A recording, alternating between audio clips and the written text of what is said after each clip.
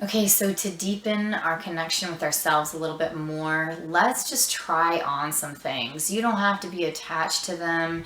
You don't have to like them or agree with them. Let's just try on some things as a part of exploring our personality or us, ourselves.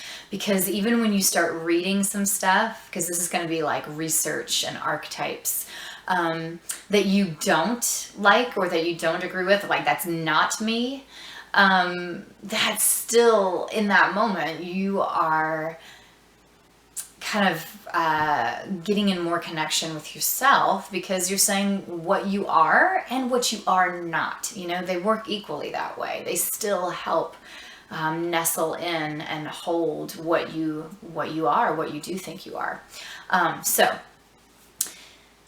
there are lots of different things, archetypes that are out there, and let's do a little research. Let's explore. I could have separated these and had it be like each day different things, but I decided not to because I thought they were so similar that I'm just going to put them all in one. Okay, so today is the like research and explore human personality archetypes almost. I mean, we can call it personality archetypes, but I don't know.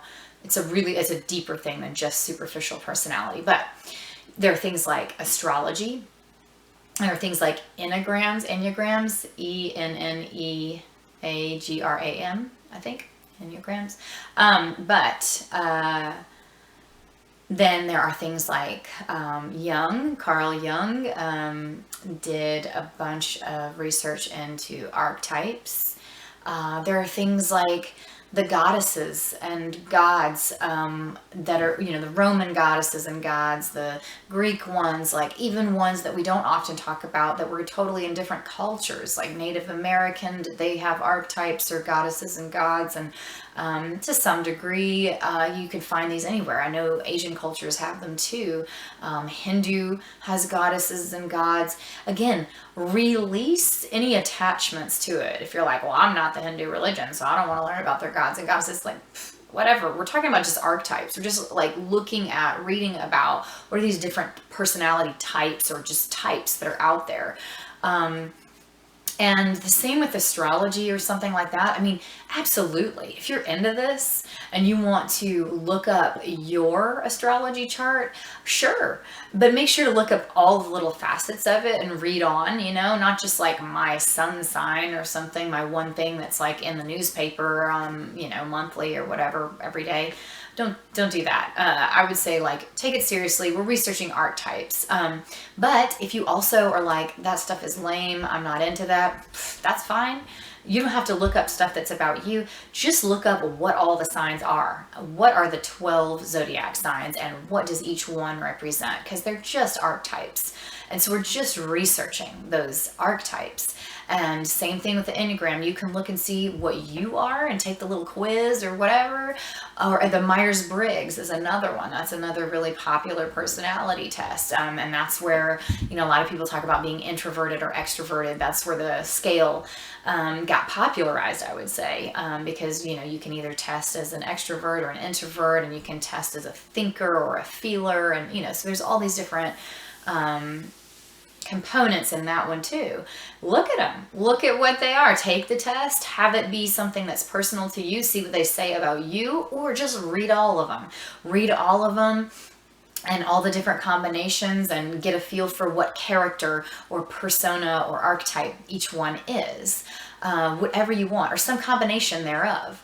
But really, we're researching these types because as we do it, we are sure to read something that we associate or identify with, like, you know, yeah, that sounds like me, or a phrase that we like. Even just reading through ways to describe things, like, oh yeah, I do find that I like to serve others, but in a quiet, removed way rather than down in the trenches with everybody kind of way. You know, that's something that you might read. I'm taking this as a real example from one of the astrology signs. Like, it's a giver, a servant kind of, but instead of being in there, you know, feeding the people, by hand down in the trenches, the way like Mother Teresa was. It's a more removed thing. Like, I'd rather serve the community in a removed way from my own home, you know. So these are the types of things that you're bound to read something that's like, oh, that was an interesting way to describe that, and I do identify with, or I don't identify with that. Like, I don't. Instead, I like to serve in a different way. Actually, I don't like to serve either of those ways. I like to serve the people that I love. So mine is more of a familial servant thing, or give. Well, that's how I like to give. Whatever, you know, it brings you to your own new conclusions too. You adjust the part of the archetype or the part that you're reading that doesn't quite fit. And even in that adjusting, you are really feeling through you. And all the parts of you, and you're asking yourself questions that you may not have been able to just come up with on your own. So reading through what other people have done over the years, these archetypes that even in the case of like the gods and everything, or astrology, that have been here for centuries and centuries. So, you know, they have this, you know, sort of deep place in our understanding or of humans. They've just been around for a while, you know. It's like even these ones, you're pulling on other people's ideas and the work that they've done for centuries on trying to describe the human condition, trying to describe the human personality, trying to type things out, so that, you know, you can better describe another person. That's the other thing that might happen. It might not even be about you. You might immediately read something and be like, oh my God, that's my sister. She's totally like that. Or, you know, and that's cool too. You know, we're trying to deepen with ourselves here, but that is also how we deepen in our understanding of ourselves, is through comparison, not in a bad way, but, you know, referencing another person and realizing through perspective, like, oh, so she's like that. The next step in that is sort of, and I'm not, or that doesn't describe me as well as it describes her, you know. And so this is all, we're here as humans and inform each other. It's like other people, and knowing them informs us a lot about us too. Just like I said, in ways of comparison or contrast. So it can be good for that too. But look around, do some research. Those are the ones I suggest. Enneagram, astrology. Ooh, there's this other one too that's, I think it's like personal ID or something. I don't know, but it's basically based on Enneagram. And there's the Myers-Briggs we talked about. There's Goddess and Goddesses.